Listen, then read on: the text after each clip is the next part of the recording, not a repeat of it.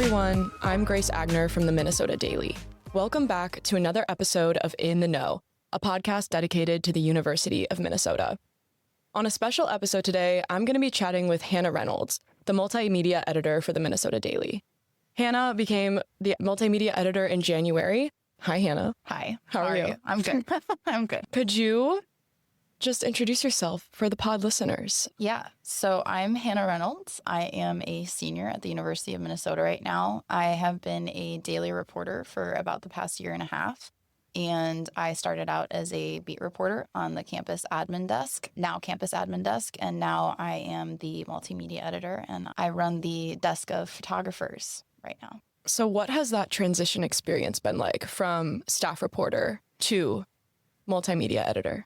Yeah, it's been an interesting one. I feel like when I came back, I studied abroad, and when I came back, I was, expecting to kind of go into more of a managerial role and position, and it definitely was that. But the last 2 weeks was a lot more chaotic than I had prepared for. But that being said, I think that we all, as a desk, really took that on and did the best we could. For me, it's, I'm not writing stories anymore. I'm trying to capture them visually. And it's a totally different, it's a mind shift for me going back to, not just like helping, people figure out how to do that effectively, but also having done it, in the last 2 weeks, picked up my camera for the first time in like 5 months and doing that effectively too. So it's been a transition, and it's been weird because again, I hadn't picked up my camera in about 5 months. And then the last 2 weeks, I've picked up my camera quite a bit. And those last 2 weeks, obviously. Yeah. You've been doing a lot of on-the-ground coverage of ICE in Minneapolis, Operation Metro Surge, Yes. Covering protests, covering confrontation between ICE agents and Minneapolis residents. And you were very active on January 24th, which was the day Alex Pretti was shot and killed by 2 ICE agents in Minneapolis. Can you walk me through that day?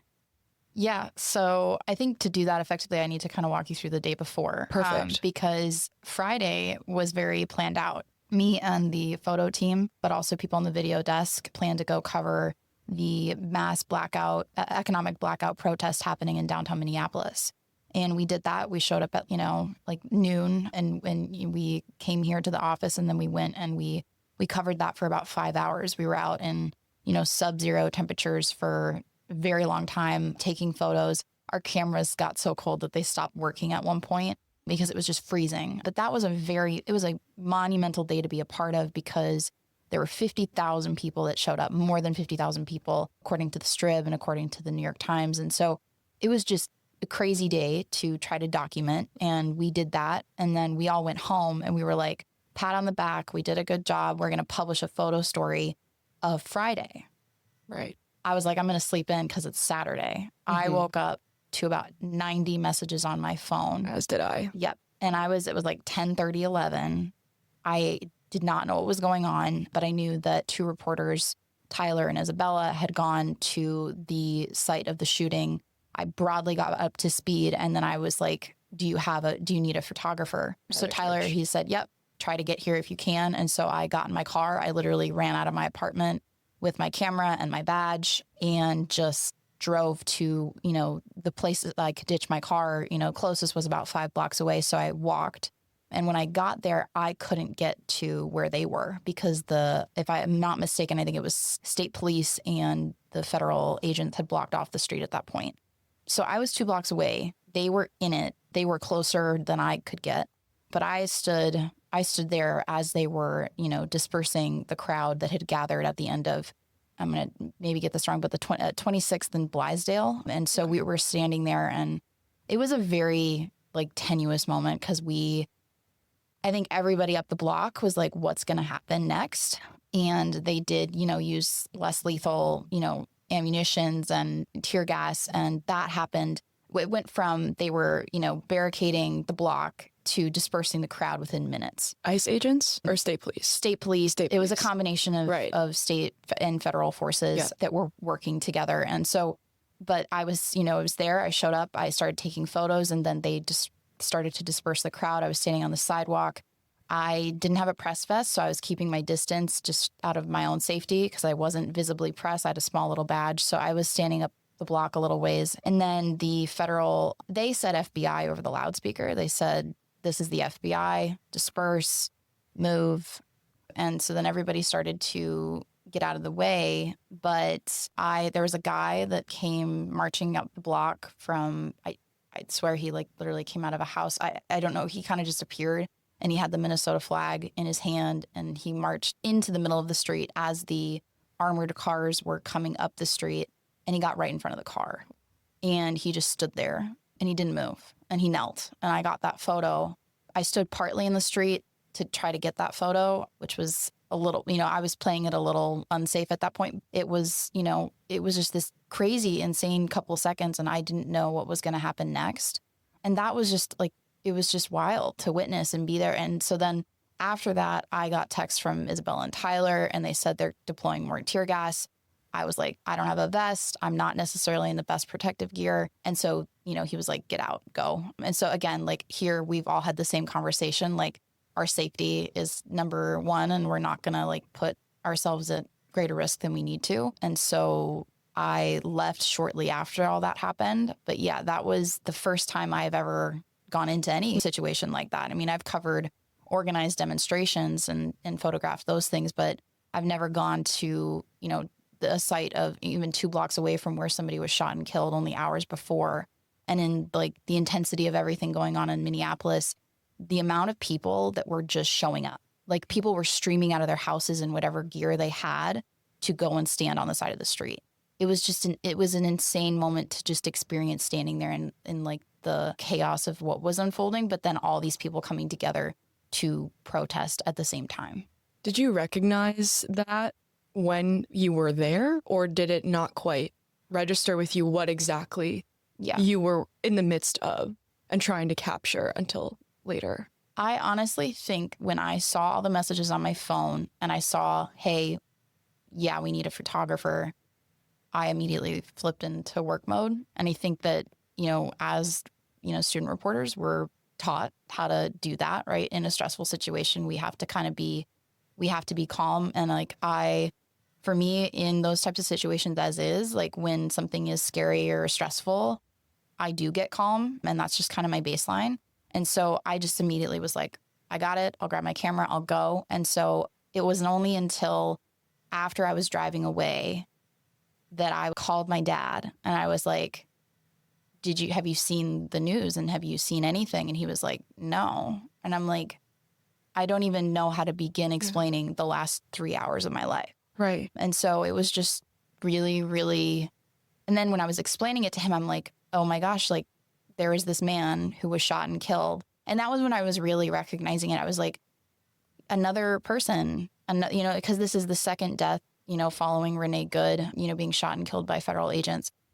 And it was just this tragic, like heartbreaking moment that I had as I was pulling into the parking lot of my apartment. I'm like, oh my God, like what, like how, and again, like I've grown up here most of my life. Like I never would have imagined these were the headlines that would be happening about my state. And it's just so tragic and sad. And I just felt a lot in that moment. But then again, I kind of had to dive back into work mode because photographers on my desk, we started to send people to, different sites, people protesting and then demonstrations and then the vigils, right? So I had to flip back kind of into what's next. Managing people mode. Managing people, because I wasn't just a photographer. I had other people that I had to direct and make sure they were safe. And that was the next 6-8 hours of my life. Like I didn't get back to my apartment until probably almost midnight. And I ran into you. Yeah, at the vigil. It was in Van Cleve, right? And that was one of hundreds happening across the city and across the state, which I learned going on social media. There was just people finding the corner of blocks on their street in Minneapolis to just go stand with a candle. It was wild. One last quick question about that day, and then we'll kind of move on a little bit. You had you left the site where Alex Pretti was killed and the protests that kind of were starting to form. Mm-hmm. You spoke to your dad. You had a moment of recognition about what you were just a part of and what you were seeing. You go back into work mode. Where are you at around 8-9 p.m. that night in terms of emotional, mental work focus? Honestly, I was sitting in the daily office and I was just exhausted. I was just pouring over like hundreds of images that, people had gone and gotten at the vigils, and like just exhausted. I think emotionally, I just wasn't, again, I think even after, like days after, they're like, oh, how are you? And I'm like, I don't know how to answer that question. And it's not because I don't feel sad or I don't, it's just because it's a lot to like kind of walk through. And then like for us, we're trained to be the observers, right? We're not necessarily there because of political affiliation or belief or, like we're supposed to show up and be the neutral party. And in those situations, it's like we've talked about it in class, but like those are things that you really don't like know or like how to deal with until you're in it, is like how to separate yourself emotionally. And so you do kind of have to emotionally distance yourself from it, but that like you're human and like somebody died. And so again, I was like exhausted, but then I finally at like 8 or 9 p.m., funny that you bring up that time, I literally was sitting in the office and like I finally got to watch the video all the way through. I'd only seen a clip before I had to like just go and get in my car and leave, like a very brief part of the clip. I hadn't seen it all. I hadn't seen the entire interaction.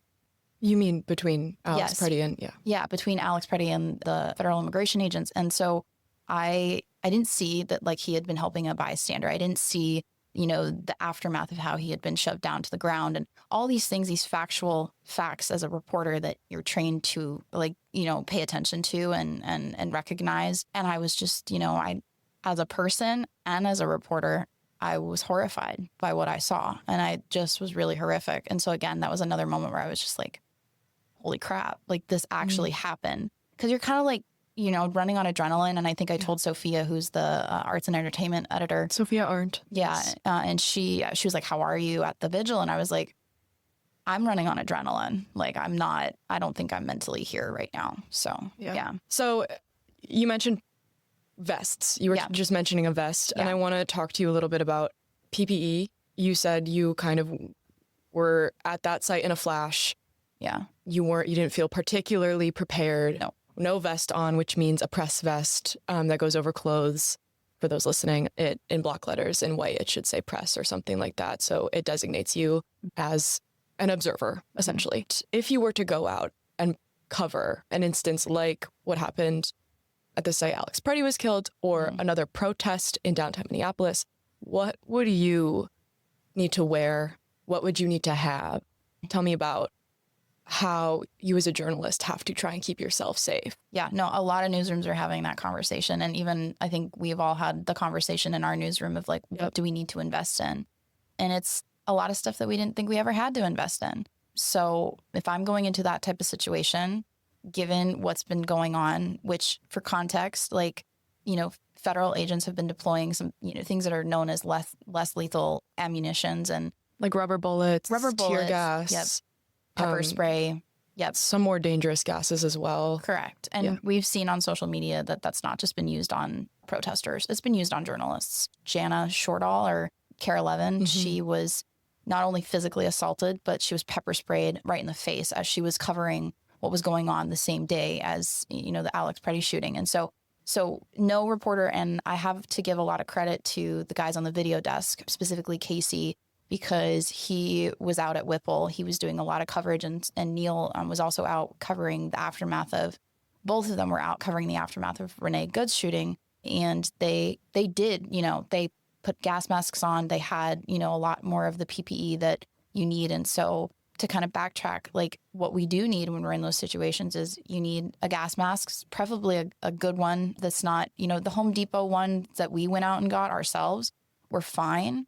But, there are different types of gases being used. We learned in a training that we did, a HEFAT training, which is like a hostile environment training at the Star Tribune, that they're not just using like tear gas, they're also using corrosive gas. That was, found out. They used corrosive gas in Portland, Oregon. At least that was found after one of the demonstrations. And so, that's that's as toxic as it can really get for somebody that's inhaling that stuff. So you need a good gas mask. You need goggles. You need to be able to have saline that you can, pour, squirt in your eyes if you do get tear gassed. Having a first aid kit in your car, that's accessible. Something that we learned at the Strib is actually having a tourniquet on you. That can save a life. I never would have thought to pick that up and put that in my bag of supplies, but now I'm it's literally on its way from Amazon. Like, I've invested in some of this stuff myself. And as a newsroom, like, we've invested in more press vests, we've invested in more first aid kits. We have a whole big, beautiful shelf now dedicated to it. And it's good, right? Like, it's kind of crazy that exists now. But I think if that had existed, a week ago or 2 weeks ago now that the shooting of Alex Pretti occurred, I would have come here first and gotten that gear, and then I would have gone into the scene.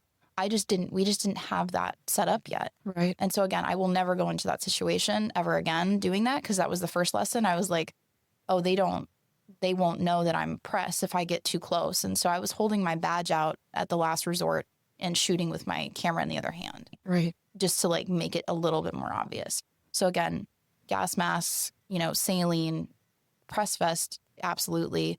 Just some of these things that you kind of feel like you're gearing up to go into war. And like, it's hard not to feel that way, but you'd rather be safe than sorry. And so at least that's the lesson that we've all kind of gained over the last 2 weeks.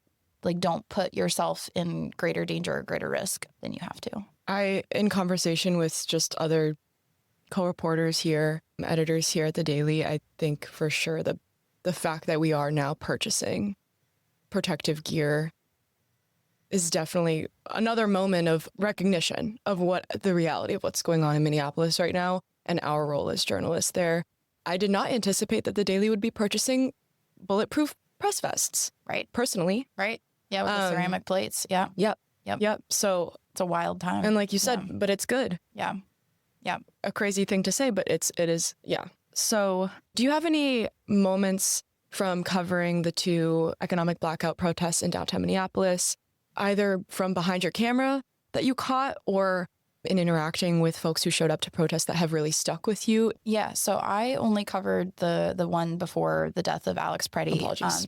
But the 2 back-to-back was wild. So, but the one that I did cover with the people on the photo desk and a video desk was just, again, I think for me, when I got onto the crowded like metro line and it was packed, like I studied abroad. And so something in London that you get used to is this packed tube line, and the tube is the metro system there. And it was that. And I was just like, oh my gosh, like this is, I have not seen a metro line that packed in ever. I don't think I've ever, I've used the metro when I've lived here, and it's never been that busy. Shoulder to shoulder, you couldn't squeeze more people in. And then we got there, and again, it was the sheer number of people that showed up in sub-zero. Sub-zero temperatures is not even really giving it the full picture. Like, it was -40 with wind chill.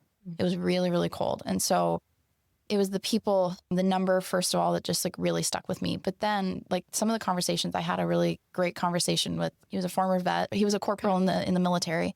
And he was just so raw and honest about how he felt about the situation. And like I have it in a quote in the caption in our photo story that we published. He was just like, these people are evil. Like, what they're doing is not basically what he was saying was like, this is not what I went to war for. This is not why I fought for this is not what I stood for as I fought for my country. And that was just a very heartbreaking interaction, because you could see it on his face that like, he was just devastated that like, this is what was happening, because it's clearly, it was such a moral, ethical dilemma for him as somebody that, was in the military, and he was really, really upset. So that was a conversation that really stuck with me. And then another woman who we met in the Skyway, because people were resorting to going in the Skyways to get breaks from the cold. She just was watching, and she was almost in tears. She was like, this is beautiful. She told us that she lived near George Floyd Square, and she was like, we need more people to show up for our neighbors, especially our diverse neighbors, because Minneapolis is incredibly diverse, and we have so many different cultures that make up the different wards and neighborhoods, in our city. And so she was just very moved by the crowd. And we have this great picture of her standing in front of the window, and then just thousands of people behind her are in front of her. And that was just a really great moment too, just to talk to them, hear their input and their stories. So powerful. Yeah. Getting into my last couple questions for you, just generally, you're also a student. Yeah, somehow. Quick reminder, how has your experience as a student here and your perspective on the ongoing Operation Metro Surge been changed by your role as a journalist as well, in terms of how you feel on a day-to-day basis going to class, the decisions you make about anything, Mhm. where you go, whatever. How have those two pieces of your life been kind of intertwining? I think that, again, it's hard for me to separate myself from the job that we do a little bit. But I think if I were to put myself in just the student shoes of like, oh, you actually have to care about homework and things like that. And I'm a senior too. So I think that's part of it, that I'm just like, I don't have the mental capacity. Some days I really don't have the mental capacity to deal with it. And I think everybody, at least people I talk to, it's like, we're still supposed to be normal somehow when we're living through such a historic moment, but it's like historic in a really kind of like fearful, we don't know what's going to happen next kind of way. And I think that it's really difficult because my sister, she called me after Renee Good was shot and killed, and she just was like, it just keeps getting worse. And like, what are we going to, like, what do we do? And it's really hard because like that's my younger sister. And it's like, how do you, and it's difficult. It's like, it's difficult to confront what's going on and then try to be a normal person, if that makes sense. And like take care of yourself and all these things that like basic normal functions. You're a human being at the end of the day. But yeah, it's just something that it's not easy for me to do. I'll lose track of that very easily. But yeah. I think your experience is very relatable for a lot Yeah. of people in this office, including myself in some ways. So my last question for you is, what is something that you want people who maybe don't live in Minneapolis or don't totally understand what's happening here, or are maybe apathetic to what's happening here, to know about your experience, what you've seen, what the reality of what's happening here, the fear that people are experiencing? Yeah, that's a good question. I think it's twofold, really, because I think you have to understand that if you don't live here, you don't understand how beautiful Minneapolis is as a city. And I think Minneapolis truly has gotten just a not great rap in the news and in the news cycle. And from people's point of view, they're like, how do you live there? And I'm like, well, let me tell you a little bit about it and maybe I'll change your mind. Because again, I've grown up here most of my life. Like I've lived in the cities and I've, lived in different parts of Minnesota, and it's a beautiful place to be, and it's a beautiful, city. And there's a lot of people here that we're seeing kind of come together during this time in a really, really wild way, and in a way that's very unique from, other places where this has happened and where federal immigration has gone in.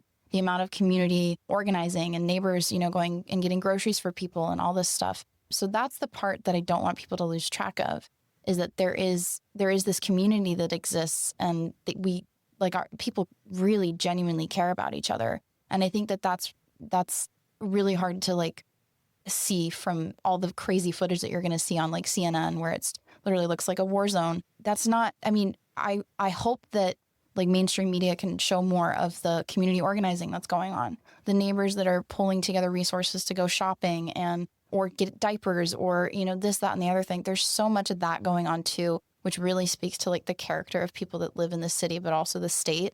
And so while there's a lot of ugly and there's a lot of sad right now, there's also a lot of things that you can look at and you're like, oh, that is the character of that city, and it's not defined by what's happening to it at the same time. Well said. Do you have anything else you want to share with people? No, that's, it's just, again, crazy time to be a student, crazy time to be a young adult. And I think that, we've talked about this, but it's just, we have to take it day by day. And so for anybody that's processing what's going on and they're at a distance, you also have to take it day by day. Something we've been told, don't be constantly saturated in your news feed. We're, in the news, we're student reporters.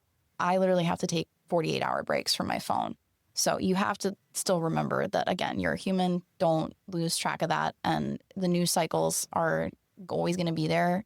Take a break and take care of yourself, because we have to maintain some type of composure during this time.